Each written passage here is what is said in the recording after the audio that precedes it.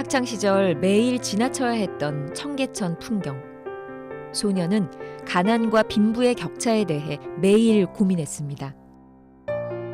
대학과 유학 시절 그가 만난 하나님은 가난한 자들을 살피시는 하나님이셨습니다. 전도와 양육만큼이나 경제 정의와 인권도 찾으시는 하나님이셨습니다. 일단 부유해진 후에 더 많이 돕겠다는 한국교회를 향해 그가 말합니다. 가난한 사람들을 위한 교회가 되지 말고 가난한 교회가 되십시오. 우리 사회의 가난한 이웃들 옆에 있기 위해서 오늘도 가난한 교회로 살아가는 새맘교회 박득훈 목사를 만나봅니다.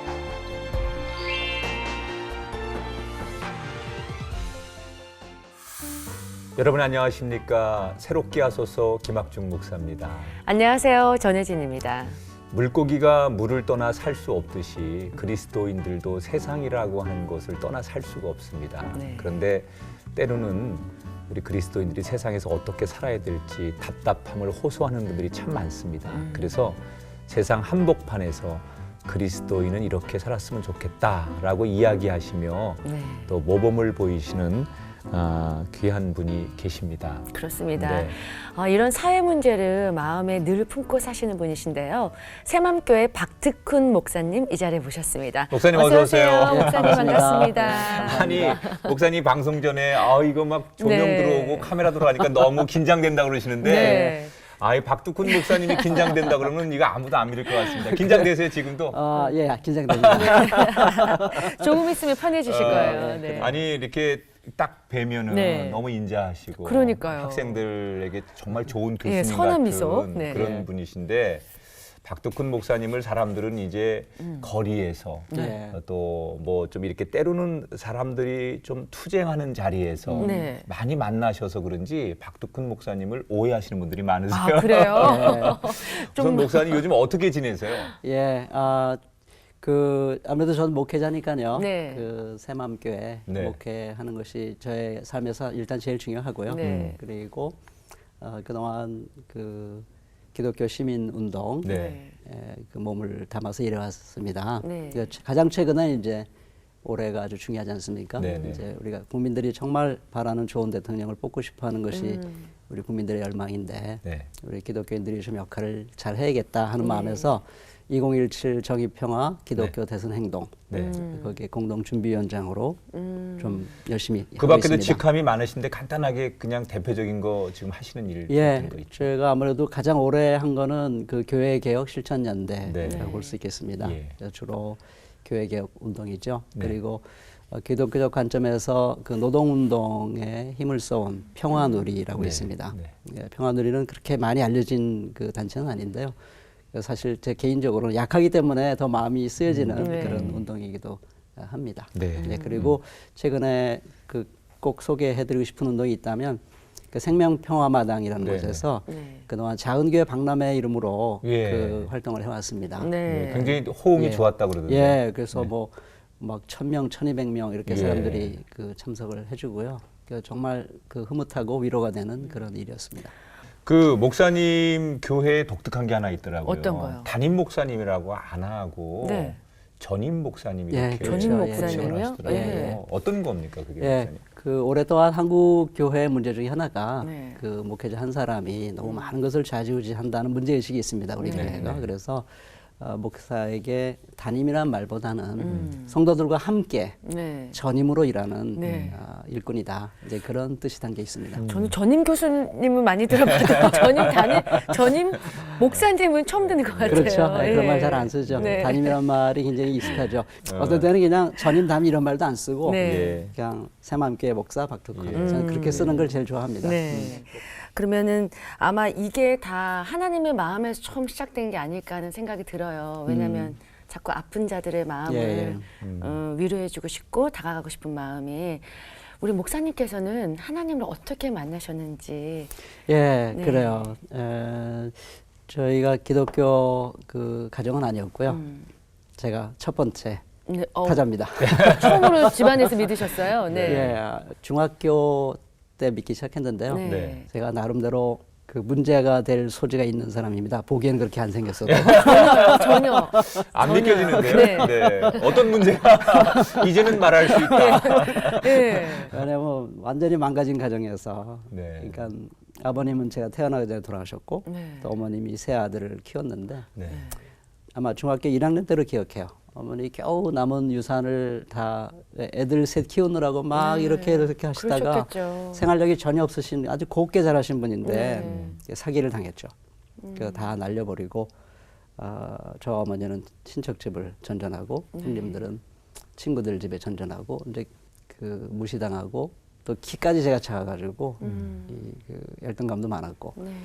근데 하나님께서 정말 좋은 친구들 또 좋은 교사님들 좋은 목사님들 속에서 저를 정말 아름답게 교회 공동체 속에서 예, 저를 네. 다른 데로 빗나가지 않게 저를 지켜주셨구나 하는 생각이 들었어요. 네. 6년 동안 저는 행복했다는 기억밖에 별로 없어요. 그래서 하나님이 나를 빗나가지 않도록 보호해 주셨구나. 그 교사님 한 분도 생각나거든요. 그 나중에 보니까 장신대 교수님이 되셨더라고요. 강사문 그 교수님. 교사 얼마나 선생님이. 반가웠는지. 네. 그때 고2, 3 이때쯤 되면 막 그 기독교 신앙에 대해서 막 이 그 질문이 생길 때거든요. 네. 뭐 진화론이 옳으냐, 뭐 창조론이 옳으냐, 뭐 부활이 어디 있느냐, 뭐. 근데 그 선생님이 그렇게 조근조근 저의 그 질문을 다 받아주고 네. 설명해줬던 그런 아름다운 추억이 저에게 있습니다. 음. 네, 그게 이제 저의 마음을 준비한 첫 단계고요. 네. 두 번째는 제가 대학교 당시에 지금도 대학생 성경 읽기라고 부르죠. 네. UBF라고 UBF, 부르는데 네. 거기에 제가 가게 됐습니다. 네. 예. 그래서 뭐 정신없이 성경 공부하고 인생이 바뀌는 순간. 그러니까 제 대학 시절은 두 개밖에 생각 안 나요. 네. 그때 71학년도니까 완전히 삼성계원 반대 무슨 뭐 그 유신헌법 반대 네. 4년 내내 데모한 생각하고 죽어라고 성경 읽는 공부하고 제자 훈련하고 네. 선교를 위해서 기도하고 그런 거에 생각이 안 납니다. 그게 저의 마음을 많이 준비시켜줬고요. 네. 그리고 정말 그 선배들 선생님들이 저를 목자라고 표현하는데 정말 사랑해줬어요. 그러니까 저는 그때 느낀 게 뭐냐면 기독교에 대해서 많은 반론을 제기하는 사람을 마음을 여는 것은 논리적 설득이라기보다는 사랑이다. 그렇죠. 그게 더 저는 강하게 느껴졌습니다. 네. 그러니까 마음이 열리는 거예요. 네. 조금씩 나도 네, 모르게 막 네. 마음이 열려 하나님에 대해서. 그래서 결정적으로 예수님을 만난 거는 제가 한경림 목사님. 그때 아마 제 기억으로는 대학교 2학년쯤으로 기억합니다. 네. 그날따라 제가 맨 앞에 앉았어요. 네. 바로 그 앞에서 들으려면 여러 걸 쳐다봐야 네. 돼요. 목 아프게. 근데 그때 갈라디아서 6장으로 기억하는데요. 그리스도의 십자가 외에는 내가 결코 자랑할 것이 없다 하는 그 말씀을 통해서 쫙 말씀하시는데 내가 예수님을 십자가에 못 박은 죄인이구나. 예수님이 나를 위해 죽으셨구나. 이게 나와 예수님, 직접적으로. 나와 십자가 이게 확 연결이 되면서 되게 말할 수 없는 감동으로 저에게 그 진리가 다가오더라고요. 네. 그래서 그때 제가 예수님을 확실하게 음. 그 만났다 이렇게 말씀을 드릴 수 있겠나요? 네. 어떻게 목사님께서 그 대학교 때도 그런 선교단체에 있으셨는데 이렇게 경제학을 공부하시고 이런 데 예. 관심을 갖게 되셨을까? 그래요. 어떤 계기가 있었을 것 같은데요. 네. 아까 제가 잠깐 말씀드린 것처럼 찢어지는 가난 이런 얘기에서 지금도 제일 가난 중에서 제일 기억나는 건 어머님이 고모집에 있을 때 이 그 추운 겨울에 바람이 막 부는데 유리창이 막 깨졌어요. 그래 마루에서 주무셨고 나는 다락에서 잤거든요. 그게 잊혀지지가 않아요. 가난의 아픔이랄까 슬픔이랄까 이런 걸 제가 온몸으로 느낀 셈이고 이제 가족이 흩어지고 무시당하면서 살았으니까 그리고 두 번째로는 청계천 그 뚝에 네. 판자촌들이 쫙 네. 그 지금도 옛날 사진 보면 그 판자촌 사진이 나옵니다. 네. 그 길을 통과해서 6년을 제가 학교를 다녔어요. 한번 불이 나면 막 200체, 300체 막 확 날라오고 사람들이 막 울고 통곡하는 걸 제 어린 가슴에 그게 굉장히 깊은 충격으로 다가왔습니다. 그래서 그때 제가 결심을 했죠. 이 빈부의 차가 너무 심각하다 우리 사회. 그래서 고등학교 2학년 때쯤으로 생각해요. 네. 그래서 그때부터 내가 경제학을 공부해야 되겠다. 제가 키가 좀 컸으면 나 대통령 되겠다 마음을 먹었을 것 같은데 그때는요 꿈이 뭐냐 그러면 다 나 대통령 되고 싶다 그럴 네. 때였거든요. 장군 뭐. 여자들은 영부인 막 그래서 그때 난 네. 대통령이 되고 싶었는데 네. 네. 키가 너무 작아가지고는 아니다. 그래서 네. 그때 제 롤 모델이 헨리 키신저였습니다. 예. 이 키신저. 그 네. 백악관에서 정말 네. 실제로 정책을 좌지우지하더라고요. 저 사람 저런 역할을 하면 이 한국의 경제 정책을 바꿀 수 있지 않겠나 이런 생각이 들어서 경제학을 이제 공부를 하기로 네. 결심을 했습니다. 네. 제가 듣기로는 영국에서 또 공부를 하셨다고 들었어요. 예, 네. 그렇습니다. 그래서 영국에서 경험하셨던 것들이 지금 하시는 일에 큰 밑바탕이 예, 됐다고 저 그러는데. 엄청난 그 또 한 번의 대전환이 저는 영국 그 유학 생활에 있었습니다. 예. 제가 유학을 가게 된 건 정말 꿈에도 생각할 수 없는 계기가 사실 있었는데요. 비용도 많이 들잖아요. 글쎄요. 그래요. 예. 제가 뭐 상상이 안 그 가던 당시에는 더더욱. 한 번도 제 기억으로 생각도 해본 적이 없어요. 네. 근데 아까 얘기한 UBF 제 멘토가 이승장 목사님이신데 3년 동안 킹스크로스 한인교회라고 하는 교회를 목회하시고 유학 마치시고 돌아오시면서 저를 당신의 후임으로 저를 그 이렇게 자리에. 정말 말할 수 없는 그 은혜를 던졌고 네. 그 한인교회 담임 네. 변호사를 하면서 런던 바이블 칼리지 요즘은 이제 런던 스쿨 오브 시올로지 이름을 바뀌었습니다만 거기에서 3년 동안 네. 신학 공부를 했습니다. 근데 그게 저에게는 엄청난 대전환의 계기가 됐죠. 그러니까 그 전까지는 하나님 열심히 사랑하고 예수님 정말 사랑하고 네. 제자 잘 키워서 또 선교사 잘 그 양육해서 대한민국으로 세계로 네. 이렇게 보내면 네. 역사가 바뀌고 시대가 바뀌고 사회가 바뀔 거다 이런 아주 단순한 생각을 제가 했어요. 네. 근데 3년 동안 제 신학을 공부하면서 그것만 가지고는 안 된다. 어떤 제자냐, 어떤 선교사냐, 무슨 뜻과 무슨 가치와 무슨 목표를 가지고 세상에 들어가냐에 따라서 세상이 바뀔 수도 있고 바뀌지 않을 수도 있다 하는 것을 제가 새삼 깨닫게 되었고요. 하나님 나라의 제자가 된다는 것은 정말 가난한 사람들 편에 서서 하나님 나라의 정의를 추구할 줄 아는 사람, 이 사람이 진정으로 하나님 나라의 제자다 하는 거를 3년 내내 제가 귀가 닳도록 들었어요. 네. 영국에서. 네, 정말 키워드 2개밖에 생각이 안 나는데 3년 동안 무슨 네. 과목을 뭐 그분이 복음서를 가르치든 교회 사상사를 가르치든 뭐 키워드가 그 가난한 가지. 사람과 그리고 하나님의 나라. 하나님 나라의 주인공은 가난한 사람들이다. 하나님 나라는 그들을 위해서 정의를 펼쳐가는 나라다. 물론 복음주의의 기본적인 진리를 무시한 게 아니에요. 뭐 예수님이 우리 죄를 우리 죄를 용서하기 위해서 죽으셨다든지 네. 하나님 이 성경 하나님 말씀이다 이런 기본적인 것을 깔고 그럼에도 불구하고 그런 복음적인 기초를 단단히 깔고 있는데 그런 얘기를 하니까 네. 제 마음이 확 열리는 거예요. 그래서 저는 한 바퀴 돌았어요. 그러니까 고등학교 때 빈부예차, 네. 대학교 때 제자 훈련, 그다음에 이제 그 영국 가서 제자 훈련을 통한 세상의 변화, 경제적 변화, 정의의 실현. 마음 단단히 먹기를 기독교인들이 이 세상에 나가서 경제 정의를 실현하는 삶을 살도록 도와야 되겠다. 네. 그래서 경제 정의를 공부해서 적어도 내가 목숨을 바칠 수 있어야 되지 않겠냐. 이 목숨을 바칠 정도의 확신이 있어야 되지 않겠냐. 그래서 한 6년 반 정말 머리에 쥐가 나도록 공부했습니다. 정말 그 기간은 정말 힘든 기간이었는데 저에게는 너무 좋은 기간이었습니다. 이게 마음의 사명감을 가지고 하시는 예, 뭐 거예요. 절대적 확신을 볼 수는 없지만 네. 제가 뭐 진리를 독점할 수 있는 건 아니니까 언제나 진리는 더 발전되는 거고 열려 있는 거니까. 근데 제가 삶을 던질 수는 있겠더라고요. 이 정도의 확신을 하면 내가 내 삶 전체를 던질 수 있겠구나. 그래서 그런 마음을 가지고 왔는데 제가 하나님 앞에 또 잘못 딱 걸렸어요.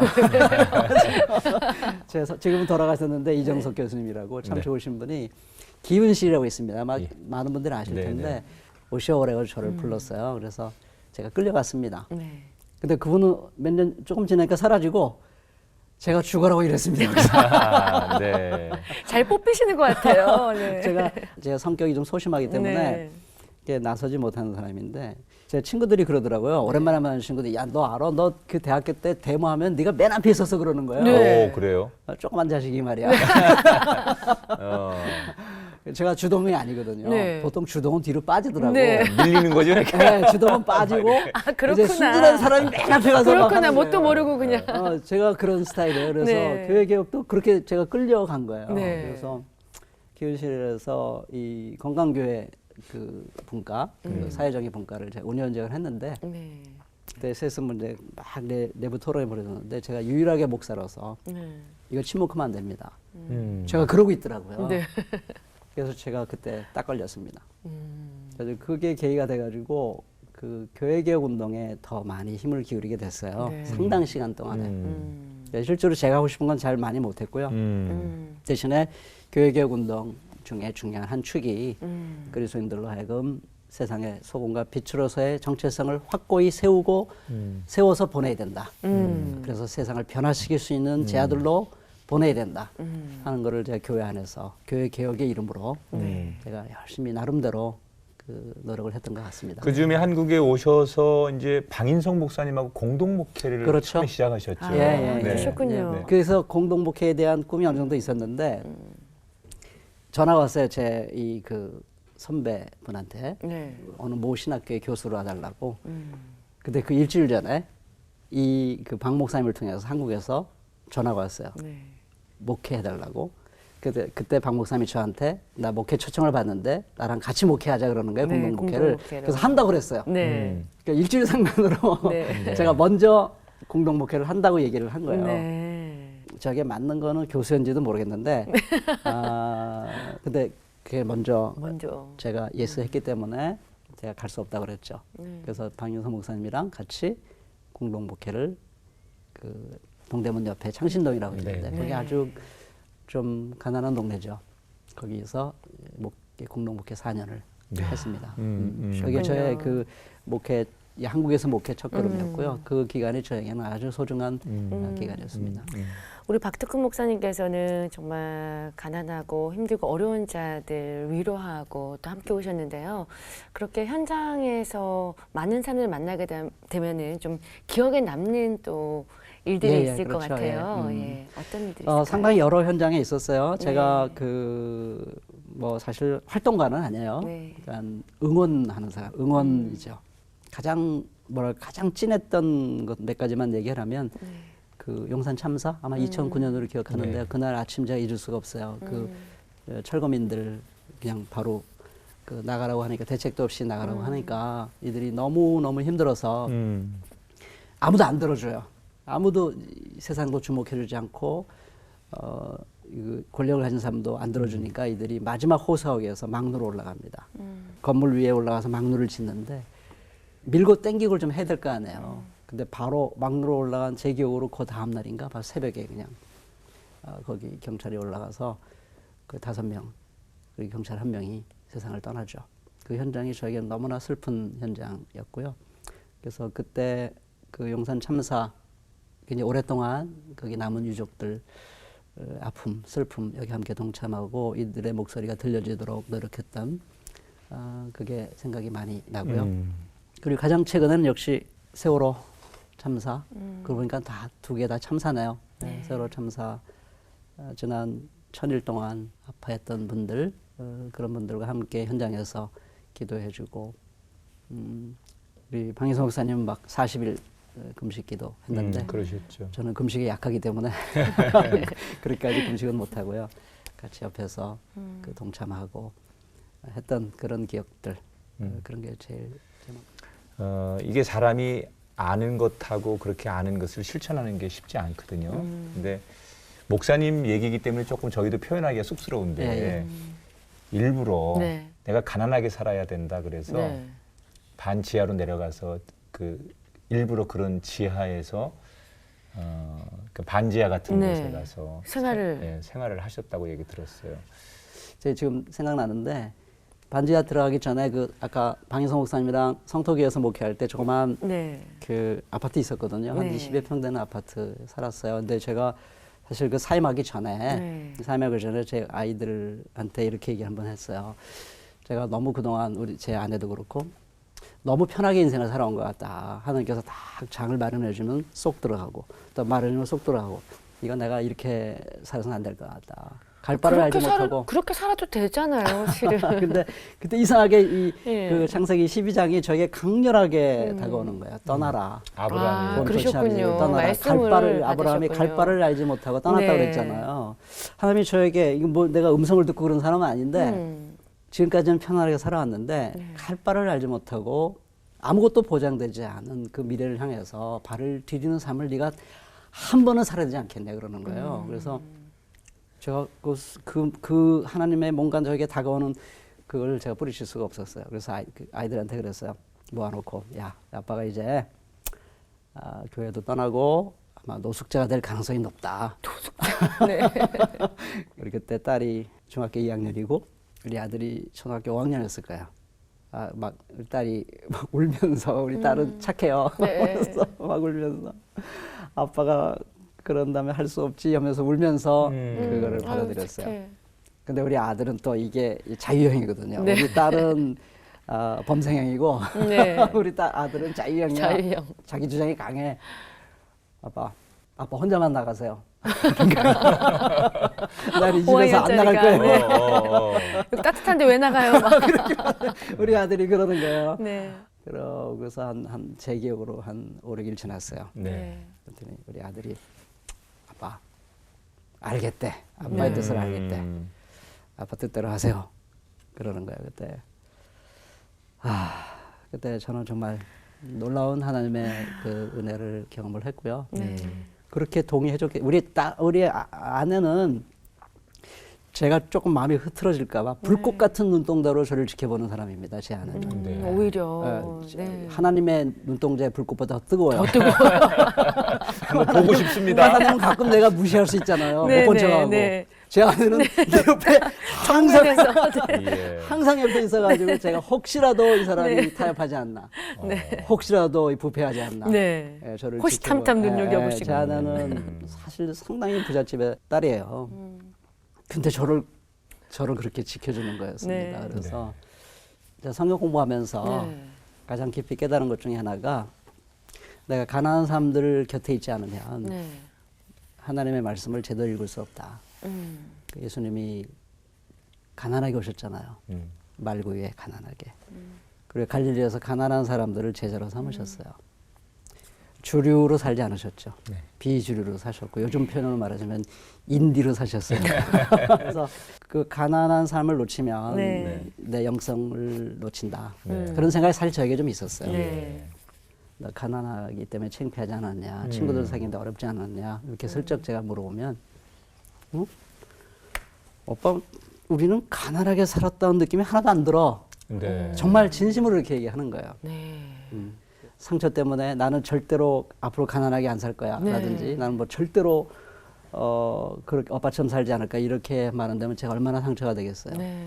근데 우리 아들 딸들이 부부싸움을 해도 저를 지지할 때가 많습니다. 네. 기준이 그 다른 목사님 거예요. 착각하시는 거 아니에요? 이거 제 아내에게 들어봐야 될 말이긴 네, 한데 끝까지 요즘 시집간 딸은 네. 제 아내 편으로 돌아서기 시작했어요. 양쪽 얘기를 다 들어봐야겠죠. 네. 이제 목사님이 그 하시는 일 가운데 한국 교회 변화를 위해서 많은 네. 이제 애를 써오셨잖아요. 그 동안에 한국 교회가 변해야 된다. 어떤 부분에 있어서 가장 많은 신경을 써오셨습니까? 표피적으로 보면 뭐 다양한 문제들이 있지 않습니까? 뭐 세습이니 뭐 성폭력이니 네. 뭐 재정 비리니 뭐 제왕적 권위주의니 뭐 많이 표피적으로 뭐 개교의 성장주의니 건축 성전에 너무 돈을 쓴다든지 뭐 너무 많은데 표피적으로 가만히 제가 핵심을 뚫고 보니까 돈이에요, 돈. 그 모든 것이 다 교회가 돈에 묶여 있다. 돈으로부터 해방돼야 된다. 이게 이제 저의 결론, 지난 10여 년 동안 네. 그 거의 20년 다가오네요. 그 교회계 운동하면서 얻은 결론입니다. 그 성경에서 말하는 만몬주의. 그렇죠, 만몬주의죠. 그러니까 저는 그 예수님이 공생애를 시작할 때 사탄이 와서 이렇게 부추기잖아요. 네. 돌들로 떡덩이를 되게 하라.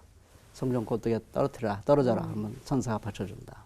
나에게 한 번만 딱 절해라. 그러면 이 세상 권세와 영광을 너에게 주겠다. 그러니까 네가 하나님의 아들이거든 이러거든요. 당신이 하나님의 아들로서 메시아로서 하나님 나라를 건설하러 왔는데 그렇다면 경제력이 있어야 되고 그렇다면 신비한 카리스마 있어야 되고 하나님의 특별한 보호를 받는 신비한 존재라는 그 영적 카리스마가 있어야 되고 세 번째로는 세상을 지배할 수 있는 그런 능력. 권력이 있어야 되지 않냐. 그게 사탄의 유혹이었고 예수님은 하나하나 아주 명확하게 거부하십니다. 하나님 말씀만 있으면 된다. 하나님을 전폭적으로 신뢰하는 믿음이 있으면 된다. 네. 오직 하나님만 섬기면 된다. 이러셨거든요. 근데 우리 한국교회는 그 유혹에 넘어갔어요. 가장 우리가 잘 사용하는 말이 교회가 이 세상에서 역할을 제대로 감당하려면 인프라가 있어야 된다는 얘기를 많이 합니다. 사람 많이 모이고 인프라 잘 구성하고 힘이 생겨야 그 힘으로 서울도 하나님께 바칠 수 있고 그래야 그 힘으로 하나님 나라를 이 땅에 펼쳐갈 수 있다. 그런 함정에 빠진 겁니다. 그러다 보니까 이게 표면적으로는 다 하나님의 나라예요. 다 복음이에요. 선교예요. 네. 근데 그 이면을 따지고 들어오면 무슨 힘으로 하려고 하느냐. 방법이. 예, 그 돈의 힘으로 하려고 하더라고요. 물론 돈이 필요합니다. 네. 돈이 필요하긴 한데요. 사실 성경적으로 정확하게 말하면 먹을 것, 입을 것, 마실 것만 있으면 됩니다. 예, 그 마태오 6장을 저는 굉장히 네. 제 인생에 중요한 하나의 목회처라고 생각하는데요. 네. 하나님 나라와 그 의를 구하라. 그럼 이 모든 것을 주신다고 그랬어요. 이 네. 모든 것이 대단한 게 아니고요. 그 앞에 하늘에 나는 새를 보라. 들의 빛 백합화를 보라. 무엇을 먹을까 마실까 입을까 이거 하나님이 다 아시고 필요한 걸 채워준다는 그런 말입니다. 네. 그러니까 하나님 나라를 위해서 우리가 먹을 수만 있으면 돼요. 하나님 나라의 의를 위해서 입을 수만 있으면 되고요. 마실 것만 있으면 되는 거죠. 거기에 전 서운하긴 한데 어디서 잘까가 없어요. 이건 제 정말 주관적인 추측인데 뭐 해석학적으로 틀릴 수 있습니다. 근데 저는 그렇게 느끼는데요. 예수님이 나 머리 둘 것도 없다고 그랬어요. 예수님은 잘 곳이 없었어요. 그러니까 너희들도 나와 함께 잘 곳 없어도 하나님 나라 일을 하는데 지장 없다. 나랑 함께 가자. 저는 그러셨다고 생각합니다. 네. 그래서 지금 우리 대한민국 교회가 네. 바로 그걸 깨달아야 된다. 그게 근본이다. 그걸 깨달으면 가장 말하면 그게 저는 암의 뿌리라고 생각해요. 그걸 제거하면 표피적인 증상들은 자연스럽게 다 치료될 거다. 저는 그런 생각하고 있습니다. 이렇게 말씀드리면요, 나도 정말 그렇게 살아야겠다는 생각이 불쑥 드는데요. 예. 현실적으로 가면 뭐 성도님들도 그렇고 교회도 그렇고 돈 문제가 굉장한 민감한 사안이잖아요. 맞습니다. 맞습니다. 어떻게 하면 거기서 좀 자유로워질 수 있을지. 예, 맞아요. 네. 저도 완벽한 자유는 없습니다. 지금. 저도 완벽하지는 않고요. 비결이 있다면 그거는 삭개오처럼 되는 거다. 삭개오. 네, 삭개오처럼 네. 되는 거다. 네. 이 부자 청년처럼 되지 않고 삭개오처럼 되는 거다. 부자 청년은 어려서부터 말씀을 잘 지켰어요. 아마 구제도 꽤 했을 거예요. 그런데 정말 남이 볼 때 거의 완벽한 신앙생활을 한 사람인데 딱 하나 하나님보다 만몬을 더 사랑했어요. 그리고 그걸 자기가 인정하고 싶지 않았어요. 그래서 예수님은 그걸 인정하도록 하기 위해서 좀 엄중하게 요청을 한 거거든요. 네.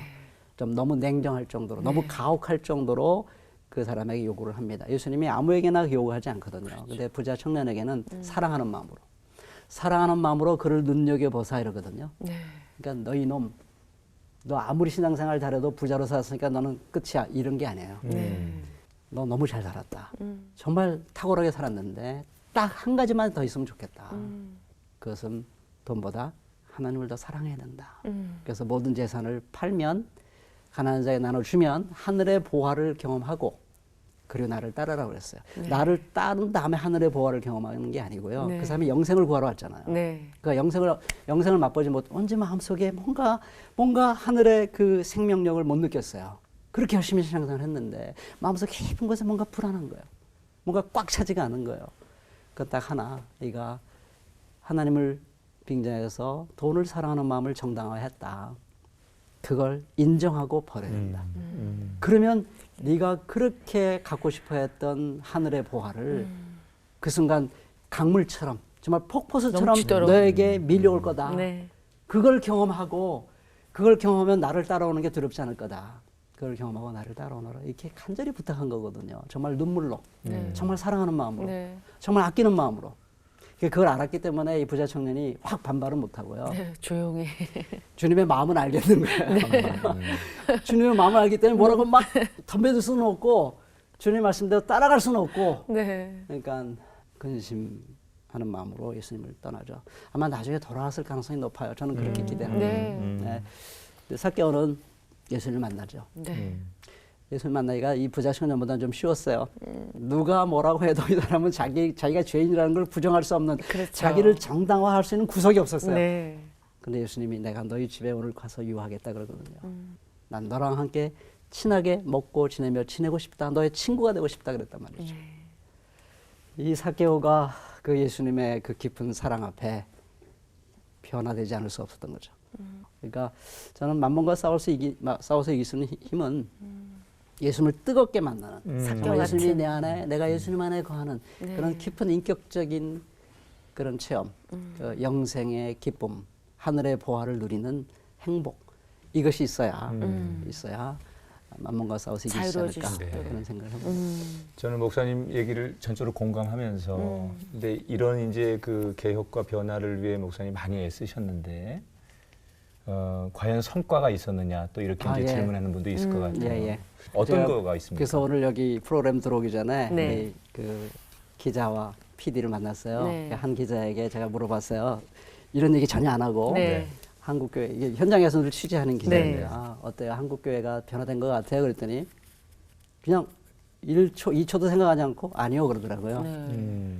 그러니까 기자 쪽에서 보자면 주류 교회, 한국교회를 해왔던 권력과 가까이 지내는 그런 교계 지도자들, 또 그들의 영향력 안에 있는 교회, 또 성도들은 그렇게 큰 변화 없었던 것 같아요.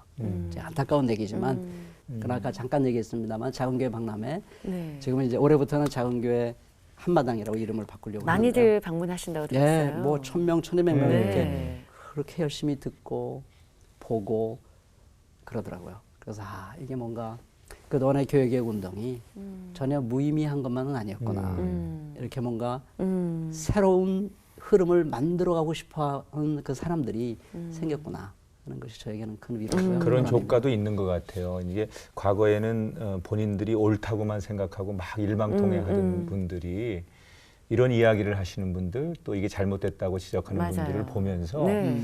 때로는 함부로 하지 못하는 일방적이지 맞아요. 않은 아, 그래서 그럴 조금 수 더 있구나. 생각해보고 네. 때로는 좀 머뭇거리면서 막 그 자기들 생각대로만 고집하지 않는 것도 저는 그 변화라면 변화 맞습니다. 맞아요. 예. 그래서 제가 2002년을 기억하는데 세습 반대 운동 열심히 했을 때 한 5, 6년, 7년은 거의 세습 그 분위기가 거의 없었어요. 굉장히 조심하고 지금도 사실 조심하는 편이긴 해요. 한 번 더 생각해보고 네. 조심하고 하는 그런 흐름이 생겼다는 게 이제 감사하기도 하고요. 아마 대표적인 것 중에 하나가 이 총회 참관 운동을 그동안 개혁연대에서 해왔거든요. 그래서 일반 한 30여 명 이렇게 팀들이 가서 교단의 중요한 그 회의장에 참여를 해서 과연 얼마나 민주적으로 잘 운영하고 있는가, 투명하게 운영되고 있는가, 그리고 정말 교회가 다뤄야 될 이슈들을 제대로 다루고 있는가 하는 거를 감시한다 그럴까? 네, 그런 운동이 있었어요. 누군가가 나를 보고 있다는 그래요, 것만으로도 굉장한 네, 그래서 효과가 상당히 있죠. 그 네, 네. 회의 분위기가 네.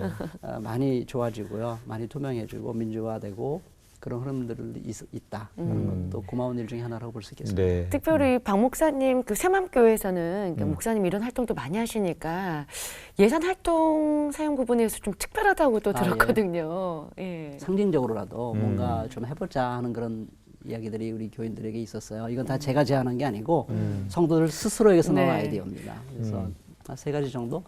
그러니까 교회 건물이나 뭐 이런 외적인 것에 돈 쓰지 말자. 예. 그리고 어려운 사람들을 위해서 어떤 정의를 위해서 애쓰는 단체들을 가능한 한 우리가 힘은 약하지만 최선을 다해서 돕자. 그래서 재정 최소한 30% 이상은 네. 외부로 나가야 된다 하는 거고요. 그리고 우리 내부적으로는 인생을 살다가 갑자기 벽에 부딪힐 때가 있잖아요. 뭐 갑자기 누가 중병에 걸린다든가 아니면 사업에 실패한다든가 아니면 직장에서 그 퇴직을 당했다든가 뭐 다양한 문제가 생겼을 때 큰 부담 없이 잠시 조금이라도 교회에서 어떤 자금을 갖다 쓸 수 있는 그런 기회를 마련해 주자. 네. 새맘 기금이라는 게 있습니다. 네. 액수는 뭐 작아요. 네. 1,000만 원밖에 안 되고요. 헌금함 이제 들어가면서 들락날락하면서 헌금하는 것이 있는데요. 네. 거기다 자기 이름과 계좌번호만 써놓으면 돼요. 사정도 얘기할 필요 없고 네. 계좌번호와 이름만 딱 써놓으면 그 회계 담당 그 한 사람만 압니다. 아무도 네. 모릅니다. 저도 모르고 우리 운영인들 아무도 몰라요. 좋네요. 그리고 하나는 좀 보편복지의 개념을 교회 안에서 좀 실현해보자. 보편복지는 물론 정치적인 거기 때문에 사회가 해야 됩니다.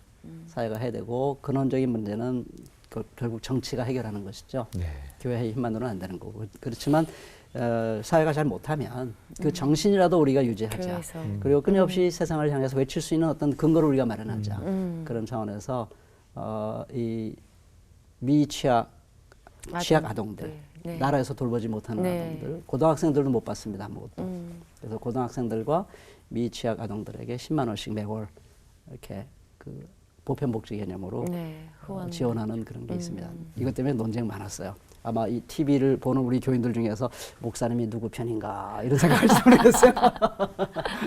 왜냐하면 우리는 치열한 논쟁도 하거든요. 네. 저는 그게 굉장히 재미있어요. 목사가 하자 하면 막 사람들이 따로 이게 아니라 네. 성도들 의견을 내면 그거 가지고 정말 이게 하나님 앞에서 옳은 거냐고 네. 치열하게 논의를 합니다. 그래서 아슬아슬한 순간도 네. 있었고요. 지금도 왜 교회가 보편복지를 그런 식으로 해야 되느냐고 완벽하게 동의하지 않는 사람도 있습니다. 우리 교회 안에. 저는 그분도 옳다고 생각해요. 네. 근데 이제 다수가 그런 일을 하기로 결의를 했으니까 우리가 따라가는 거고요. 저는 그게 굉장히 고마운 일이다. 그렇게 생각을 합니다. 그렇게 건강하고 재밌는 목회를 목사님 지금 하시는데 아니 좀 슬픈 소식이 하나 들렸어요. 어떤 소식이요? 올해 자원 은퇴를 하시겠다고. 예. 벌써. 일단 한 사람이 너무 오래 하면 성도들이 지루합니다. 아니, 앞으로 저들으라고 확실히 하시는데 그것도 제 정말 마음이 있고요. 그것도 제 진심이고요. 더 중요한 거는 제가 목회를 하다 보니까 50 초반 돼가지고 이렇게 자꾸 그 안정적인 직장을 떠나는 분들이 생기더라고요. 네. 제가 많이 도전이 됐습니다. 제가 돌보는 성도들은 이렇게 인생을 살면서 어려움을 겪는데 목회자만 그렇게 70세까지 우리 교회 뭐 종간도 70세까지 하도록 돼 있습니다만은 그걸 다 할 수 있다고 해서 다 누리는 게 그게 과연 바람직할까? 그것이 내가 걸어온 길에 어울리는 선택일까? 이건 65세까지만 하는 것도 이건 엄청난 그 축복이다라는 생각이 들어서 제가 작년 6월에 성도들에게 제가 65세까지만 하겠습니다. 정말 감사했던 건 뭐냐면 성도들이 처음에 잠깐 흔들리더라고요. 잠깐 흔들렸는데 제 뜻을 이해하고 우리 교회 정체성을 다시 정리하기 시작하더라고요. 네. 그래서 우리 교회 한 장로님이 정말 제가 자랑하고 싶어요. 네. 쫙 정리를 해가지고 우리 교인들이 그거를 동의를 했어요. 그래서 이번에 후임자 청명하는데도 딱 가난한 교회, 정하는 교회를 지향하며 사회개혁과 교회개혁과 사회개혁을 실천하려고 노력하는 교회입니다. 이렇게 누가 올지 난 고민해요 지금. 네. 너무 세가지고. 네. 많이도 오실 것 같은데요. 근데 그 제가 만든 문장이 아니고 저는 네. 청민가정에서 단 한 번도 관여를 하지 않았어요. 근데 성도들이 그렇게 만들어 주더라고요. 네. 그래서 제가 흐뭇하시겠어요. 이 웬 복이냐. 네. 정말 하나님 앞에 말할 수 없는 위로가 네. 지난 기간 동안에 있었고요. 그래서 마음 든든합니다. 네. 앞으로 우리 박 목사님 하실 일이 참 많으실 것 같아요. 계획과 또 기도 제목 있으시면 나눠주세요. 그 목회 마무리를 네. 잘 감당할 수 있도록 그리고 좋은 후임자를 하나님께서 우리 교회 보내주시도록 이게 저로서 개인적으로 제일 중요한 기도 제목인 것 같고요. 그 은퇴 후에는 갈 바를 알지 못하며 나가지만 정말 성령의 바람 따라 물결 따라 제가 잘 주님의 가라 하시는 길을 제가 잘 따라갈 수 있도록 그렇게 기도하고 싶고요. 그리고 우리 사회를 위해서는 정말 작은 자 한 사람의 아픔을 가슴으로 느끼고 공감할 줄 아는 그런 대통령. 그래서 이 땅의 정의와 평화를 실현하기 위해서 애쓰는 대통령. 그런 대통령이 꼭 좀 새롭게 탄생해서 그 새로운 나라가 되는 길로 갔으면 좋겠다. 그런 게 저의 간절한 소망입니다. 네. 하나님이 어느 시대든지 하나님의 뜻을 펼치실 때 어떤 한 사람 또 한 그룹을 통해서 일하시죠. 예. 아마 이 시대에도 우리 박 목사님을 통해서 하나님께서 뭔가 말씀하고 계시지 않을까라는 생각을 하면서 새로운 건물을 짓기 위해서 아프지만 그 건물이 허물어져야 될 때가 있듯이 변화를 위해서 또 새로운 하나님의 나라를 위해서 이런 과정도 필요했다고 생각이 됩니다. 네. 목사님의 그 하셨던 일에 대해서 존중하는 마음과 또 박수를 보내면서 진짜 많은 사람들이 필요할 때 목사님한테 기대할 수 있는 그 한 사람이 되어주시기를 부탁드리고, 키가 작다고 하셨는데 결코 작게 느껴지지 않은 거인으로 오늘 우리에게 네. 고맙습니다. 목사님 네. 건강하시고 네. 목사님의 가시는 길을 축복하겠습니다. 네, 저도 저희도 위로 많이 받고 응원하겠습니다. 갑니다. 예, 네, 네. 함께 해주셔서 감사합니다, 예, 목사님. 고맙습니다. 예. 네.